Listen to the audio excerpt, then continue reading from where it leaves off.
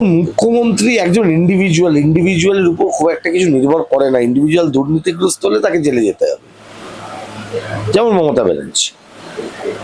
কিন্তু একটা সিস্টেম যখন চলে, সেই সিস্টেমটা যখন করাপ্টেড হয়ে যায়, তখন কিন্তু ওই মুখ্যমন্ত্রী বদলালে কিছু হয় না। এই সিস্টেমটাকে বদলাতে হবে তলা থেকে ওপর পর্যন্ত। আমলারা বাদ যাবে, নেতাদের ধরে নিচ্ছে, খুব ভালো, নেতারা চুরি করছে। ওই যে আমরা ভদ্র বাঙালি রিটায়ারমেন্টের পরে এখনো সরকারের অন্ন ধ্বংস করছে সপরিবারে, মুখ্যমন্ত্রী কি উপদেষ্টা হয়ে সপরিবারে রাজ্যে মানুষের অন্ন ধ্বংস করছে। তো কি যোগ্যতা আছে, কেন থাকবেন উনি?